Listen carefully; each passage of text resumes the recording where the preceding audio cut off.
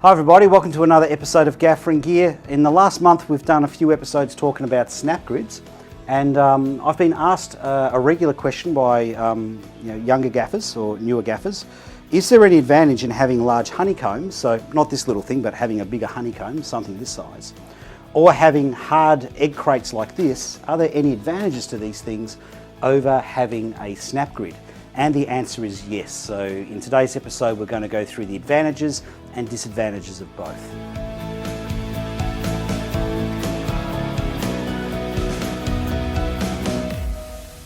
Alright, so the first thing we'll talk about is light transmission, which is how much light gets through the modifiers. Alright, now out of the three of these modifiers, the modifier with the most light transmission is actually this one. This one actually has an 88% transmission rate. Or another way to look at it, it's losing 12% of its light level, or 12% of the light level is getting trapped behind it.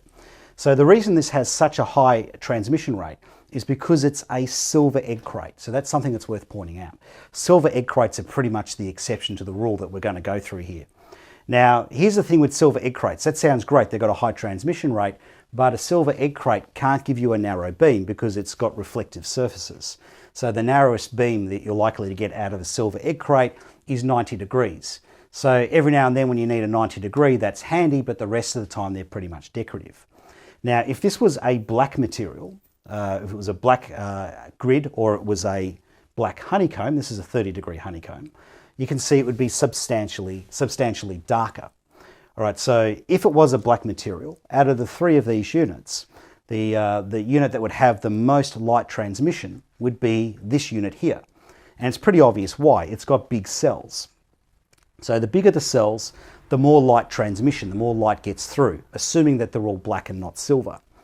Now, the smaller your cells, okay, or this, more to the point, the smaller your cells, the more surface area of the light that you're covering or masking, which means you get less transmission.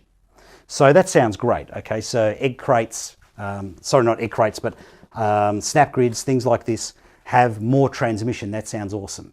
But with every positive, there's a negative, unfortunately. It's a yin and yang of the world. So here's the negative with this.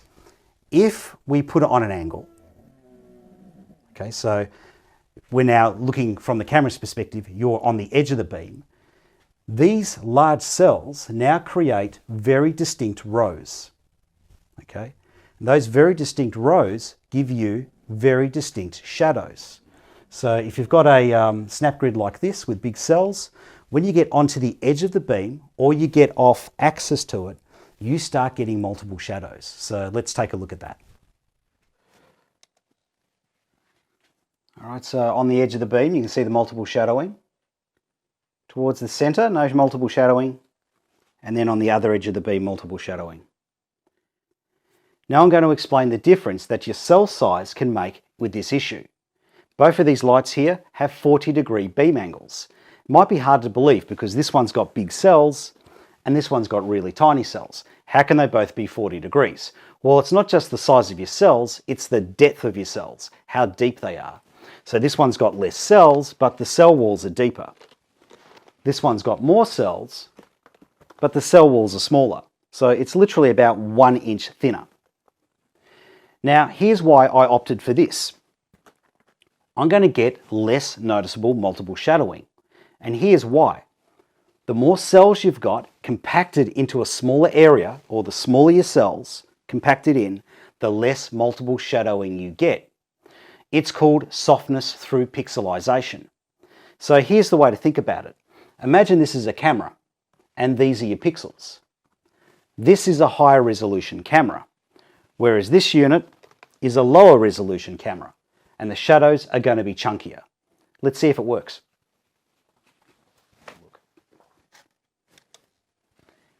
Okay, so that's center of the beam, so let's angle around. Okay, here come our shadows.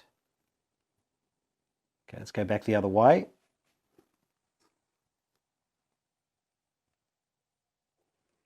Back the other way. So as you can see there, the multiple shadows are still there, but they're not as bad. All right, so I've got less multiple shadowing, but it has come at a cost. The smaller cells mean I have more cell walls, which are covering more of the surface of the light and stopping more light from getting through. So less shadows, but less light level. Okay, so this fabric grid has 350 cells. This solid grid has, and I've done the maths, 2,952 cells. So if this softness through pixelization thing holds up, this thing should only give us one shadow. Okay, edge of the beam, one shadow. Edge of the beam, one shadow. Okay, pros and cons of each. Your fabric grids have bigger cells, so you get more light transference. They pack up really small and they're lighter weight, which could come in handy on a menace arm. But you get multiple shadowing on the edge of the beams. Your hard modifiers like this have the following disadvantages. They don't pack down any smaller. They're slightly heavier, which could be a problem on a menace arm, and they're difficult to store in terms of they're easy to break. But they do have one huge advantage. The small cell size gives you one shadow only. So I suppose it's like everything in lighting. There's no perfect solution for everything. Everything has a pro and a con. I'm Andrew Locke. See you on the next episode of Gaffer and Gear. Don't forget to click like and subscribe.